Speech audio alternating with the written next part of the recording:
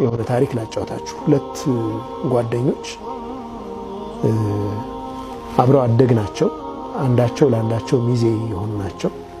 አንዱ ግን የተሻለ የኑሮ ደረጃ ላይ ወይም ስራው የተሳካ ሆኖ ጥሩ ገንዘብ ይዟል። ሌላኛው ደግሞ ትንሽ የሥራ መበላሸት ገጠመውና የተወሰኑ 100,000 ብሮች ወይም በዛ ሀገር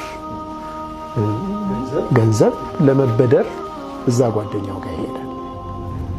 ጓደኛ ናቸው፣ አብሮ አደግ ናቸው። ረጅሙን ታሪክ አሳልፈዋል። ችግር የለም ግን እኔ ባለቤቴ ጋር አንድ ላይ ስለሆነ የምንሰራው የምሰጥህን ገንዘብ እሷን ማሳመን አለብኝ። እሷን ለማሳመን የቤት ካርታህን እንደሸጥክልኝ እንፈራለን። 400,000 500,000 ሊሆን ይችላል።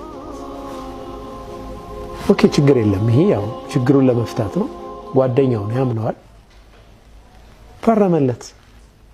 ግዢ ተፈጸመ። ግዢና ሽያጩ ተከናወነ።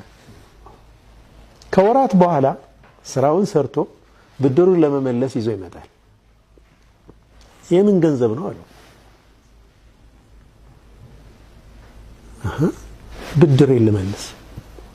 የምን ብድር? ተገበያየን እኮ ወላሂ ይህ በእኛ በሙስሊሞች ውስጥ የሚሆን ነው። ወላሂ ያኛው ሰውዬ ስትሮክ ወዲያውኑ ፓራላይዝድ ሆኖ ወደቀ። ቤቱ ሸጣ።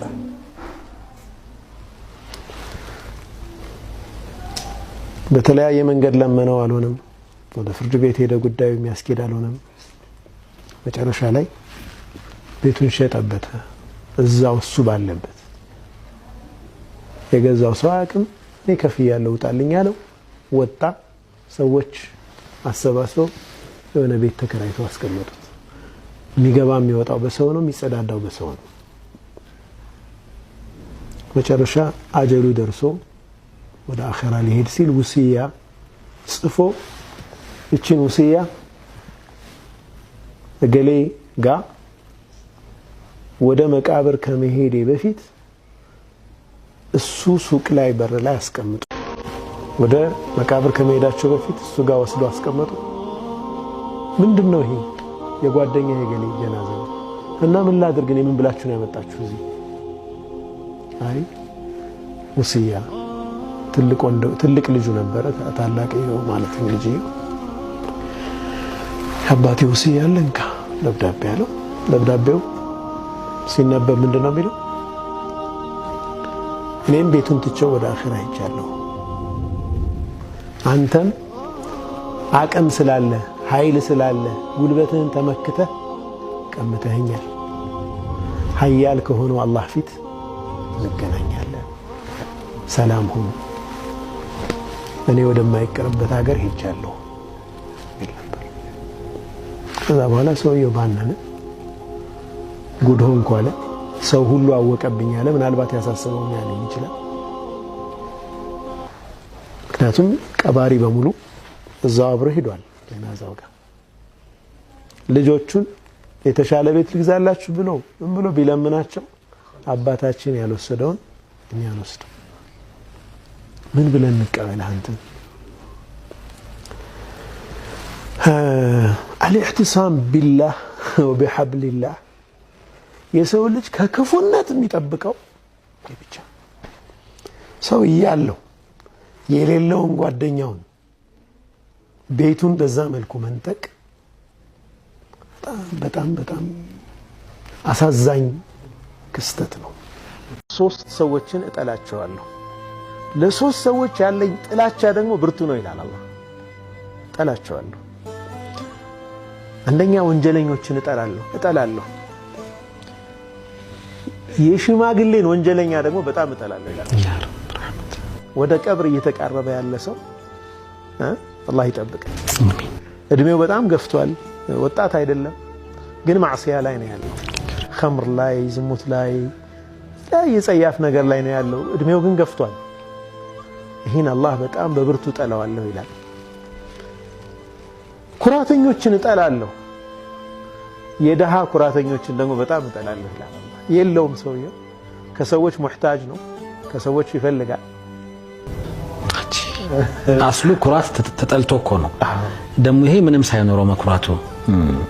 ኩሩ ገሌ ቤታችሁ ላይ ቆሟል የሚቀመስ የሚላስጡት እኛ እንለም ከሰው ሙህታጅ ሆኖ ሲጠይቅ እንኳን ሰዎች ክብሩን ከነክብሩ እኔ እኮ እሱን አላሰብኩም። ሌላ ነገር እኮ ሊነገረን መስሎኝ ክብሩን ነው ዝርዝር ውስጥ አልገባም። نعم ቡኸላ በጣም ስስታሞችን እጠላለሁ አለ አላህ። የሀብታም ስስታምን ደግሞ በጣም ነው የምጠላው አለ አላህ። አለው ይህን ቢሊየንስ ሊኖረው ይችላል፣ ሚሊየንስ ሊኖረው ይችላል። 5 ሳንቲም ለማውጣት ሱብሃንአላህ በኺል የሆነ ሰው ለራሱ እንኳን ማውጣት አይችልም። ለቤተሰቦቹ ለልጆቹ እንኳን ማውጣት ይከብዳል። አሁን ኖርማሊ ስታስበው ለአንተ የምታደርገው ነገር እንደውም ለአንተ ከምታደርገው በላይ በጣም ለምትወዳቸው ሰዎች የምታደርገው ነገር የበለጠ ደስታ ይሰጣል። ያን ደስታ እንኳን አያገኝም ሰውየው። ጠብቅ የተባለ ጥሩ ዘበኛ የሚጠብቀው ለወራሾቹ ነው። እሱም ሳይጠቀምበት ቤተሰቦቹንም ሳያስደስት በዙሪያ ያሉ ሰዎችን ሳይቀይር ወደ አኺራ ሳይሸኘው ወደ አኺራ ወይ አላከው እንዲህ እንዳያዘ ኖራል። በኋላ ይባክናል። ያን አስለን በጣም ከባድ አገላለጽ ነው እኮ ዘበኛ ነው አለ። ለወራሾቹ ነው የሚጠብቀው።